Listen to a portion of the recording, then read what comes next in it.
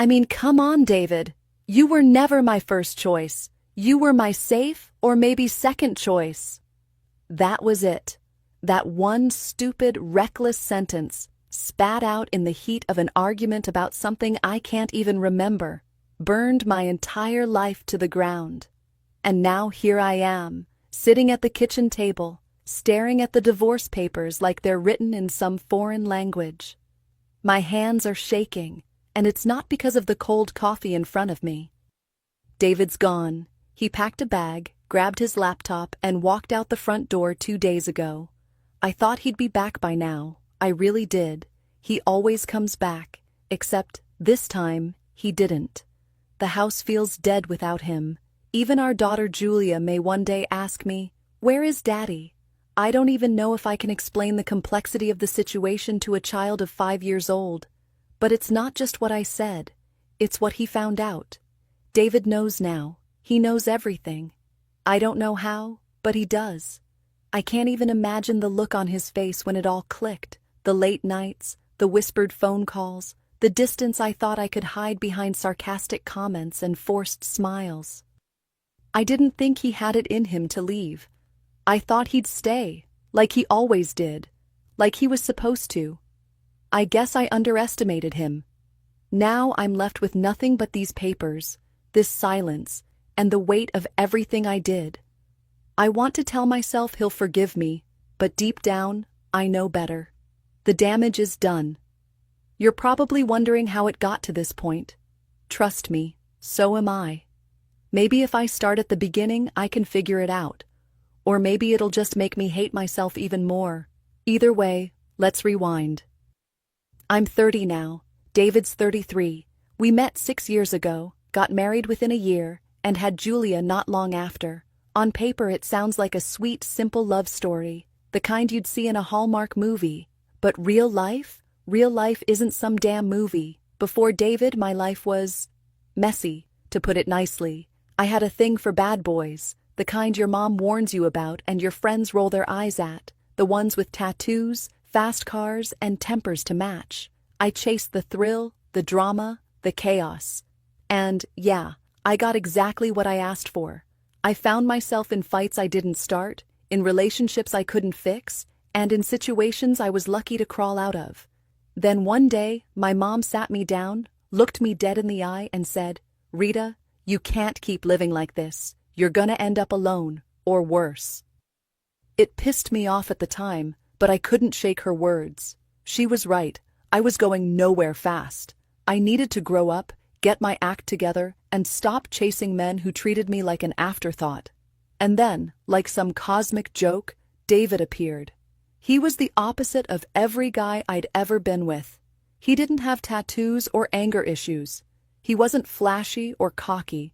He was calm, steady, reliable. He had a good job, a clear plan for his life, and, most importantly, he looked at me like I was worth something, like I mattered. I'll admit it, I wasn't head over heels in love with him, but he was serious about me, about us, about building a future. After years of chasing chaos, stability sounded refreshing. The first year were good. We laughed a lot. We talked about dreams and plans, about the kind of life we wanted for Julia. And then Julia was born, and everything changed. Suddenly, I wasn't just Rita anymore. I was mom and wife, and those roles felt like they came with chains. Diapers, bottles, sleepless nights, endless laundry, grocery lists, and a house that always needed cleaning. I couldn't breathe. David was happy. He thrived in the routine, in the life we'd built.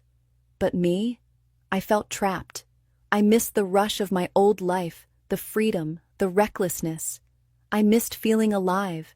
I loved Julia, of course, but I couldn't help thinking, is this it? Is this all there is? David tried. I'll give him that. He helped with Julia whenever he could, but his job kept him busy. He'd leave early, come home late, and I'd get his help for a couple of hours before he'd crash on the couch or drag himself to bed. It wasn't his fault, I know that now, but back then it felt like I was carrying everything alone. I told myself it was just a phase, that once Julia got a little older, it would get easier, and it did. eventually. Once she started sleeping through the night and wasn't so clingy, I could breathe again. I even managed to find a part-time job. Not because we needed the money, David was making enough, but because I needed an escape. A reason to get out of the house, to feel like I was more than just a mom and a wife. My mom helped out with Julia, and for that, I was grateful. But even as life settled into a more manageable rhythm, this nagging feeling wouldn't go away. Was this really what adulthood was supposed to be? Was this it? Wake up, work, cook, clean, parent, sleep, repeat? Where was the excitement, the passion, the life? And then there was David. He didn't change. He was the same hard-working, dependable man I'd married, but I started seeing him differently, not as my partner or my lover, but as just a person I lived with. The idea of being close to him in any way started to feel more like a chore than something I wanted. I didn't know how to tell him that, so I didn't. Instead, I got annoyed with him. Everything he did, or didn't do, grated on my nerves. I hated how much he worked, even though I knew it was for us. We fought about it constantly. He'd try to explain, "Rita, I'm doing this so we can have a better life. It won't always be this way." But I wasn't hearing it. I wanted something impossible. "I want you to make $1 million and only work 2 hours a day," I'd snap. "I want you to spend all your time with me and Julia." He'd laugh it off, try to lighten the mood. "Me too, babe, that's why I'm working on it." But I didn't laugh. I couldn't. We kept going though, living, fighting, pretending. I went through the motions, playing the role of a good wife when I could muster it. But most of the time, I felt like a robot, doing what needed to be done while something inside me slowly died. Then, a year ago, I got a new job. Full-time this time. It was different. More people my age, a mix of single women and unmarried men who didn't have kids or mortgages or any of the weight I carried. And oh, how I envied them. They had freedom. They had lives that still had color in them, while mine was all gray. They could go out after work, travel on a whim, do whatever they wanted without thinking twice. And me? I was stuck. Or at least, that's how it felt. That job changed everything. For a whole year, I worked there, and for the first time in what felt like forever, I had people around me who didn't see me as David's wife or Julia's mom. They saw me as just Rita. I made friends quickly, co-workers who were fun, carefree, and always up for something after work. Drinks at a bar, a concert downtown, or even just a happy hour that stretched into midnight. It was exhilarating, like I'd been handed a slice of my old life back, the one I thought I'd buried when I married David. And the craziest part? David didn't stop me. He didn't complain or guilt-trip me. If anything, he encouraged me. "Go," he'd say, smiling as he cleaned up Julia's dinner plate or tucked her into bed. "Have fun, you deserve it." At the time, I thought he was just being passive, like he didn't care what I did. But now, looking back, I think he knew. I think he felt the restlessness in me and was trying to give me a little of that freedom I craved. I didn't appreciate it then, of course. I didn't see how generous he was being, how much he was doing at home to pick up the slack while I was out reliving my 20s. No, I didn't see any of that. All I saw was this shiny, new version of myself, the one who laughed with her co-workers, clinked glasses, and felt a spark of excitement she hadn't felt in years. And then there was Sam. Sammy, as everyone called him, worked in marketing. He was loud, charming, and just a little too confident for his own good. He had this way of making every conversation feel like it was just between the two of you, even in a room full of people. At first, it was harmless. A compliment here, a joke there. I didn't think much of it. I mean, I was married, I had a family. But there was something about the way he looked at me, like I was someone worth noticing. It started small. A quick text about a project, a lingering glance at the coffee machine, a laugh that lasted just a second too long. Nothing crossed the line. Not yet. But those moments, they made me feel alive. For the first time in years, I felt seen. and I didn't want to admit it then, but that feeling was intoxicating. It was the first step, the first crack in the dam, the first drop in what would soon become a flood. Things were changing for David too. He got a promotion at work, a big one. It meant he'd have a stretch of free days in the middle of the month, and he used those days to try and make life special. Sometimes he'd surprise me with a date night, reservations at a restaurant, or tickets to a movie he thought I'd like. Other times, he'd focus on Julia, taking her to the park or sitting with her for hours, helping her draw little stick figures or build forts out of pillows. But me? I was already too far gone. I didn't turn him down outright, but I rarely gave him the reaction he was hoping for. "Oh, that's nice," I'd say when he showed me some thought-out plan. Then I'd come up with an excuse. Work was tiring. I wasn't feeling up to it. Julia might need me later. The truth was, my mind wasn't even there. It was at work. It was with Sam. Sammy had this way about him that reminded me of my old flames, dangerous and electric, but with none of the messiness. He wasn't a bad boy, not really. He had a steady job, decent manners, and an easy confidence that made everyone gravitate toward him. But he had that edge, that spark of audacity, that made my heart beat faster whenever he was around. At first, I told myself it was nothing, just harmless fun. He made me laugh. He made me feel noticed. But then the friendly conversations started lingering. The jokes turned into compliments, and the compliments turned into something heavier. A joke about grabbing lunch became, "I like talking to you, you know." A passing smile turned into a glance that lasted a second too long. I started comparing him to David in my head. David was steady, predictable, always there when I needed him. Sam, on the other hand, was exciting, unpredictable, and made me feel like the version of myself I thought I'd lost. That's when the thought hit me. David was never my first choice, was he? The idea haunted me. I'd sit in meetings or lay awake at night, imagining a version of my life where I'd never married David, where I'd chosen someone like Sam instead. Would I have been happier? Would I have had the life I used to dream about? Those thoughts seeped into everything, poisoning my perspective at home. David and I started having more arguments, not big blowouts, just little spats that chipped away at us, piece by piece. He'd ask why I seemed distant, and I'd snap back with some sarcastic jab about him being too busy at work to notice. Sometimes I managed to bite my tongue, but other times, I'd lash out. My complaints didn't even make sense half the time. "Why don't you try harder to make life interesting?" I'd say, even though he was trying. "Why are you always so calm? Can't you just get mad for once?" And that was the thing. David didn't get mad.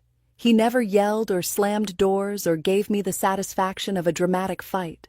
He stayed patient, calm, and kind, no matter how much venom I threw at him. Sometimes I wanted him to snap, to yell at me, to slam his fist on the table and tell me to get my act together. But he didn't. He just looked at me with those soft, steady eyes, and it made me hate him even more. Not because he was doing anything wrong, but because he wasn't giving me the chaos I was secretly craving. Chaos, intrigue, drama. I craved it like an addict craves their next fix. It didn't matter how stable or good my life was. It wasn't enough. I needed the mess, the danger, the rush of doing something I shouldn't. That's what led me down the path to Sam. At first, it was harmless, or at least I convinced myself it was. We started texting outside of work, just casual stuff. Then the casual turned into flirty, and the flirty turned into something more. Sam had this way of pulling me in, making me feel like the most interesting person in the room, even if that room was just our chat screen. Then came the birthday party.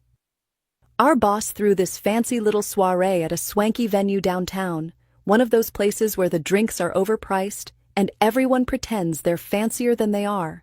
The party itself was tame, classy even. Everyone was laughing, toasting to another year of success, and I was no different. I played the role of the fun, friendly co-worker, clinking glasses and dancing with the girls from the office. But the whole night, My eyes kept drifting to Sam, and his kept finding me. By the time the party started winding down, most people were calling Ubers or heading home to their families. But Sam? He leaned in close, his breath warm against my ear, and asked, "You coming with me?" I didn't even hesitate. We left together, slipped into a cab, and ended up at his place. I remember the rush of it all, the thrill of doing something forbidden, the way my heart pounded as I crossed that invisible line. I told myself it was just one night, one mistake. I stayed for a couple of hours. I don't need to spell out what happened. By the time I got back home, it was late, and David was waiting for me. "You're back late," he said, his voice soft but curious. "Oh," I said, forcing a smile. The party ran long. Everyone was taking turns giving speeches and toasts for the boss. It was a whole thing. He believed me. Of course he believed me. David always believed me. That night, I couldn't sleep. I lay in bed next to him, staring at the ceiling while he snored softly, completely oblivious to what I'd done. My chest felt tight, my stomach twisted in knots. But beneath all the guilt, there was something else, a sick kind of exhilaration. My heart was pounding, my mind racing. The risk, the danger, the sheer wrongness of it all. It was intoxicating. I knew I'd done something terrible, something that could ruin everything. But instead of stopping, I let that high pull me deeper. The next morning, I was texting Sam again. Our messages got bolder, less careful. I even started reminiscing about that night, savoring the memory like it was some kind of victory. And then it happened again. This time, Sam suggested we take a day off work. "Tell them you're sick," he said. "I'll do the same." He booked a room at a boutique hotel with a spa, and we spent the entire day there. It was reckless, stupid, and completely insane. But in the moment, it felt like I was alive in a way I hadn't been for years. When I got home that evening, David didn't suspect a thing. He asked how my day was, and I told him it was fine. "Just busy," I said, kissing his cheek like nothing had happened.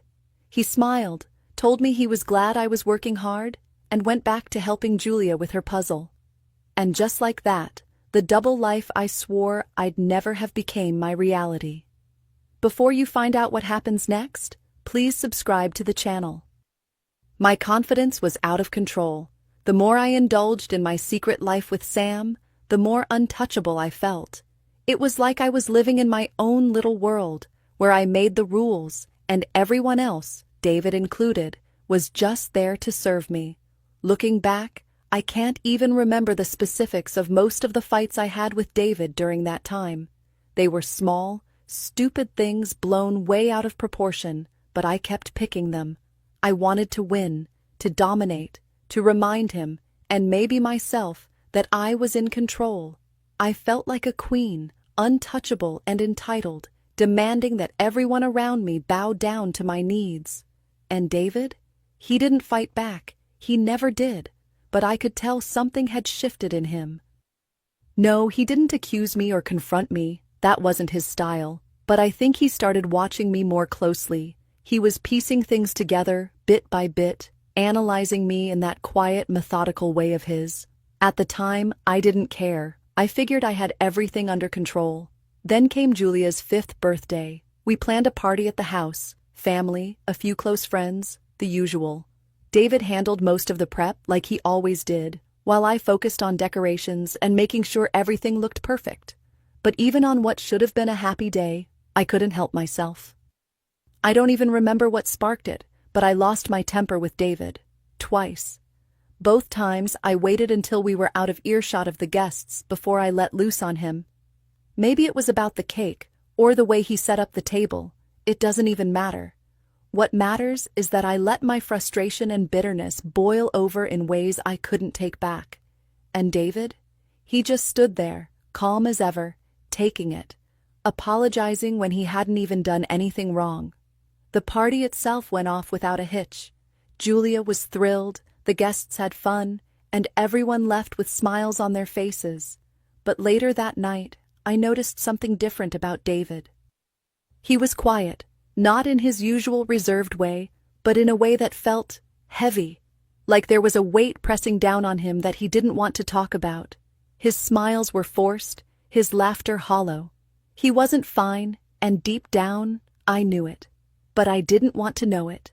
I didn't want to deal with the consequences of my actions or the fallout of our crumbling relationship. So, I ignored it. The very next week, I was with Sam again. Another long lunch turned into hours of stolen moments, this time at his apartment. We laughed, we talked, well, you get the idea. And as I walked back into the house that evening, greeted by the sight of David helping Julia with her homework, I didn't feel guilty. Not anymore. I felt invincible. Something shifted in the weeks that followed. I couldn't put my finger on it, but David, he felt different. He wasn't acting out of character, not exactly. He was still calm, steady, composed. But something beneath the surface had changed. It was subtle at first, a glint in his eyes, a quiet firmness in his tone. It wasn't anger, not yet, but it wasn't the easygoing David I was used to either. And I felt a rush from it. Finally, I thought. Finally, he's showing some fire. I don't know why I wanted to push him. Maybe it was the thrill of testing his limits, or maybe I just wanted to feel something, anything to shake up the routine. Whatever the reason, I leaned into it. And then came the day that was briefly described at the beginning of this story. It was a Saturday, just after noon. David had taken Julia to my mom's. When he got back, I could tell something was weighing on him. He looked tired, like he hadn't slept in days. "We need to talk," he said, his voice low but firm. I couldn't help myself. I rolled my eyes and shot back. "I don't feel like talking. I'm not in the mood to sit here and listen to you drone on about nothing." But this time, he didn't back down. "No, Rita. We need to talk. Now." There was something in his tone that caught me off guard, but instead of backing down, I leaned into the tension. "Fine," I snapped. "What is it? What's so damn important that you have to ruin my Saturday?" He took a deep breath, his hands gripping the back of a chair as he stared at me. "I've been trying, Rita. I've been trying to make this marriage work. But you've changed. You're distant, cold. You pick fights over nothing. You act like I'm not even here half the time. What's going on?" That was it. The match to the gasoline. "Oh, don't you dare turn this on me," I shouted, my voice rising. "You're the one who's boring, David. You're the one who's always so calm, so predictable, so dull. You're nothing but a second choice, a backup plan. I married you because it was easy, not because I wanted to. And this life, this stupid, boring, routine life, I hate it. I hate you. There's no passion, no excitement. I don't even know why I'm still here." The words flew out of my mouth before I could stop them, and as soon as they did, the air in the room shifted. David's face went still, calm in a way that scared me. He didn't yell or lash out. Instead, he walked over to the dining table, dropped his duffel bag onto it with a loud thud, and pulled out a stack of papers. "Fine," he said, his voice low and steady but laced with anger. "Then let's move forward. But not the way you think. Here." He shoved the papers toward me. "Divorce. I can't keep living like this, with a woman who ignores her husband, picks fights, and does—" He paused, taking a deep breath, his fists clenching at his sides. "Does things I won't even bring up right now because I'll lose my self-control." I stared at the papers, my heart racing. My confidence crumbled in an instant. This wasn't how the game was supposed to go. "David, wait," I stammered, reaching for him. But he was already moving. He grabbed a few clothes, stuffed them into his bag, and headed for the door. He turned back one last time, his voice sharp and final. "We'll talk later, Rita, with lawyers present, but for now, don't wait for me. I'm done." And just like that, he was gone. The door slammed shut, and I stood there, frozen, staring at the papers in my hands. My chest felt tight, my vision blurred with tears. I tried calling him, texting him, anything to get a response, but nothing. At first, I thought it was what I'd said, that stupid, cruel comment about him being my second choice. But as I sat there, piecing it together, something else dawned on me.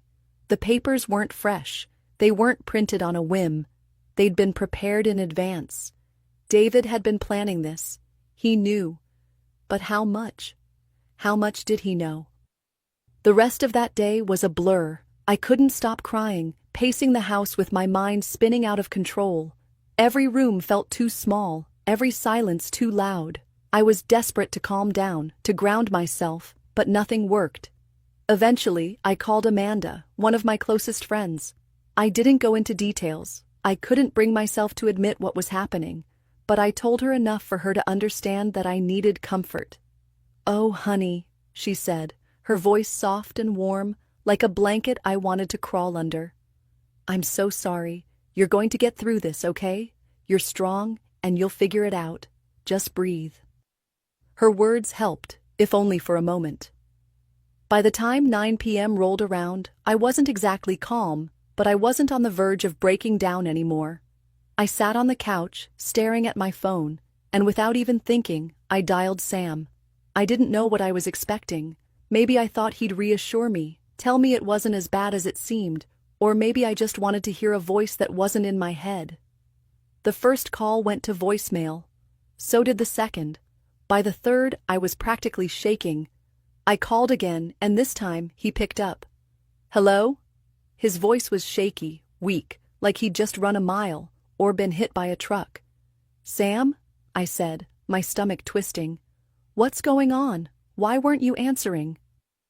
There was a long pause. I could hear him breathing, but it wasn't steady. It was uneven, trembling.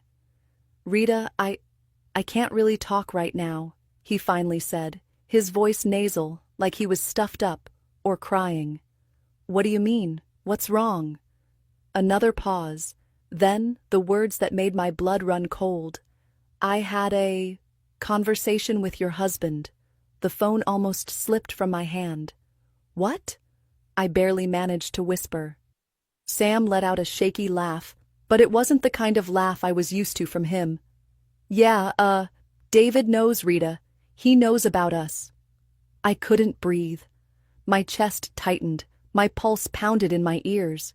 "What are you talking about?" "He showed me the screenshots," Sam said quickly, his words tumbling over each other. "The texts, Rita.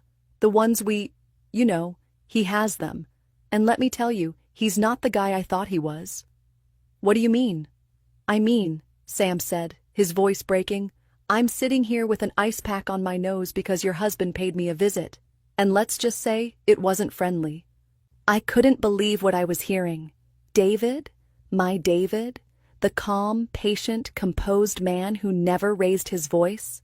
I'd lived with him for years, and this side of him was like meeting a stranger. Sam continued, his voice more panicked now. "Look, I'm sorry, Rita, but I can't do this anymore. I'm out. I'm done. I'm not getting in the middle of whatever's going on between you two. David's scary, and I don't want to mess with him again. So this thing between us? It's over." Before I could respond, the line went dead. I sat there, stunned. The pieces started falling into place. David had known. For how long, I couldn't be sure, but he'd been planning this. The divorce papers, his behavior, the quiet intensity in his eyes. It all made sense now. That night, the full weight of everything hit me. My marriage was over. My affair was over. My carefully constructed house of lies had crumbled in a single day. The weeks that followed were a haze. Julia stayed with my mom to shield her from the mess I'd created, and I spent my days trying to reach David, texting, calling, anything to get a response. But he ignored me completely. Eventually, the silence broke, but not in the way I wanted. A meeting was scheduled, but not for reconciliation. It was with lawyers, to discuss the terms of our divorce, finances, property, custody arrangements for Julia.